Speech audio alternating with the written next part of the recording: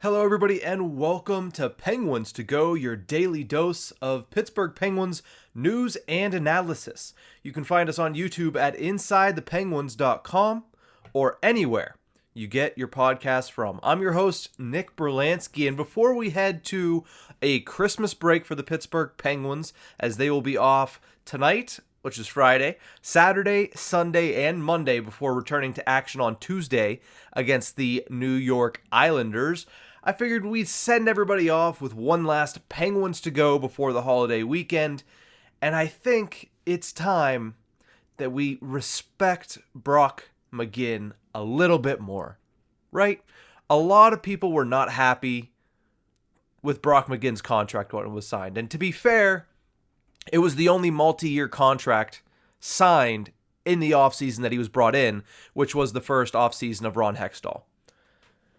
But it's starting to pay off a little bit. Now, as I'll mention a little bit later, I don't know if it's sustainable, but he's starting to mesh with this team, and he's starting to become a little bit more of an integral factor and starting to make that money work a little bit better for the Pittsburgh Penguins. Brock McGinn's on a career season trajectory right now on the offensive side of the puck. He has 10 goals, and he has 15 points on the season.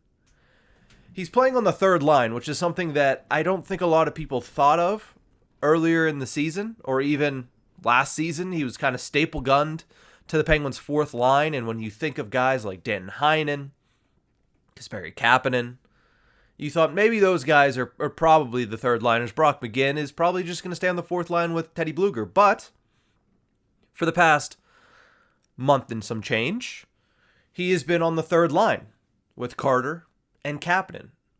And on that line, you would think of him as, he's the defensive blanket. Kapanen goes out there to score goals. Jeff Carter's supposed to be your quintessential third line center. He's going to score some goals, but he's also going to win some faceoffs and play defensively, and he's done that. But then you look at Brock McGinn, it's like, that's the guy that's out there to make sure the line doesn't crumble in their own zone. And you wouldn't be incorrect in saying that, but he's also the best offensive play driver on that line right now, which is something that nobody could have expected. So this surprising offensive output is something that we haven't seen from Brock McGinn really in his entire career. 15 points in 33 games. That puts him at 8th on the Pittsburgh Penguins. His 10 goals put him at 5th on the Pittsburgh Penguins. He has more goals than Brian Rust, Jason Zucker, Kasperi Kapanen, and Jeff Carter. Now, if I would have told you that 4 months ago, that almost halfway into the season, Brock McGinn is going to be in the top 5 for the Pittsburgh Penguins in goal scoring, you would have laughed me out of the building. But here we are. Now, I'm not saying Brock McGinn at the age of 28 is just going to turn into this miraculous, consistent 20-goal scorer. I mean, he's never done that in his career. But he is on pace for 24 to 25 goals this season. If you do the pacing right now, it's 24.8 goals for Brock McGinn. Say what you will about his contract, that would work mighty fine for this season. But I do think that there's going to be some regression in the second half. I do want everybody to notice that Brock McGinn's done what he's done, and it's crazy. But also, you shouldn't expect him to finish with 25 goals this season. Right now, he's shooting the puck with 19.6% shooting percentage. That's tied for first on the team with Sidney Crosby. His finishing ability is probably a miraculous feat at this point of the season, because his previous career high is only 13.8%, which he set in 2020 with the Carolina Hurricanes. If you don't remember, 2020 was a shortened 56-game season. So play that out over 82 games. The 19.6% is going to come down, which means the overall goal total is going to come down as well. But that doesn't take away the fact that he has been one of the most reliable goal scorers for the Pittsburgh Penguins in the first half of the season. It doesn't come spaced out. It's really streaky for Brock McGinn. But for your third line left winger, If he's going to be on a 25-goal pace, I'll take streaky. He scored a big goal against the Carolina Hurricanes last night. At the end, it ended up being for naught, but I mean, without it, the Penguins wouldn't have gotten one standings point.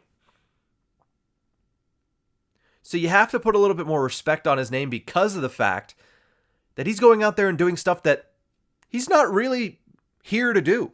He's not here to be an offensive hero. Yet here we are. We did see flashes of this last season when he scored 12 points through the first 30 games of the season, including 8 goals. But then after that, he finished the year with only 10 points in the final 34 games, scoring only 4 goals in that span.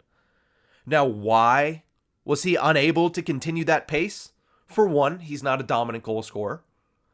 But for two, he had so many interruptions last season, and I wrote about this in the summertime, that the interruptions really made Brock McGinn's first year in Pittsburgh crash and burn. Those first 30 games last season led right up to the extended Christmas break. This year, I just mentioned earlier in the show, it's going to be 4 days. Friday through Monday, and they're back at it on Tuesday against the Islanders. Last year, it was a 10-day layoff. And you might say, okay, everybody dealt with that, though. Not everybody's season crashed and burned, like Brock McGinn. Well, shortly after the Penguins returned from that Christmas COVID break, he caught COVID. So he missed another 10 days. Then you think about the fact that recovering from COVID is going to mess with your lungs, going to mess with your airflow, especially for somebody trying to play a sport at the professional level. Okay, so he's back from that. Then what happens? He breaks a wrist. He's out for over a month. The back half of his season was so choppy, it would be hard for a lot of players to find some consistent play in that. So I don't blame Brock McGinn for what happened at the end of last season. All I see is a trend where a player like McGinn needs to be playing consistently and needs to stay healthy. He's done that to this point this season, and that's why he's top 10 in point scoring and top 5 in goal scoring for the Pittsburgh Penguins. Now, his underlying numbers aren't fantastic, but nobody's on that line are. Carter, Kapanen, the underlying numbers are ugly. 43% of the shot attempts at 5-on-5. 45% of the expected goals for. 44% of the scoring chances, and a vastly too low number of 40% of the high danger chances at 5-on-5 for Brock McGinn. But I will say there is some solace for McGinn whenever you look at the offensive zone start percentage. Jeff Carter mentioned this a little bit ago, and he's right. The Penguins' third line starts in the defensive zone almost every single time they go out on the ice, whether that be on the fly or just set up on a faceoff. 28.81% offensive zone start percentage, which is by far Brock McGinn's career low. In fact, only 19 players in the entire National Hockey League start more shifts in the defensive zone than Brock McGinn. By the way, one of those is Jeff Carter. So the Pittsburgh Penguins are clearly utilizing that line for defense first. 3, and this is rounding up, 3 out of every 10 shifts, they'll start in the offensive zone.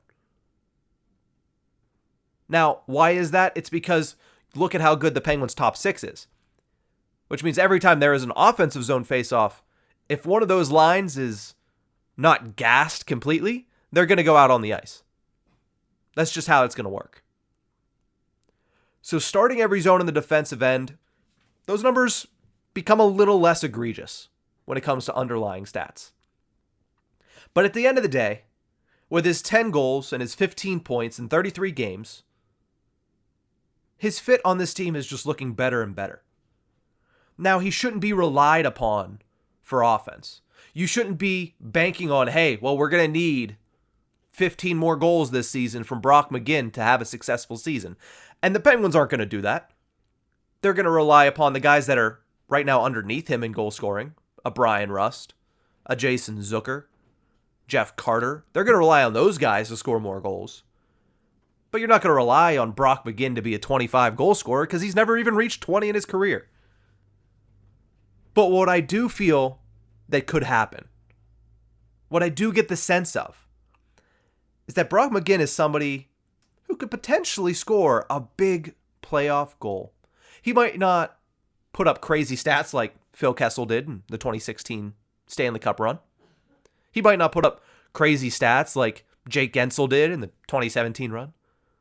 But I could see him scoring 1 or 2 big goals throughout the longevity of an entire playoff run. And why do I think that? Well, you could just go and ask the Washington Capitals. That's going to do it for this episode of Penguins to Go. Thank you so much for tuning in. Let me be among the first to wish everybody out there a Merry Christmas and a Happy Holidays. And remind everybody that you can find us on YouTube at Inside the Penguins or anywhere you get your podcast from. That's going to do it for this one. We'll see you guys next week. Have a great weekend, Pens fans.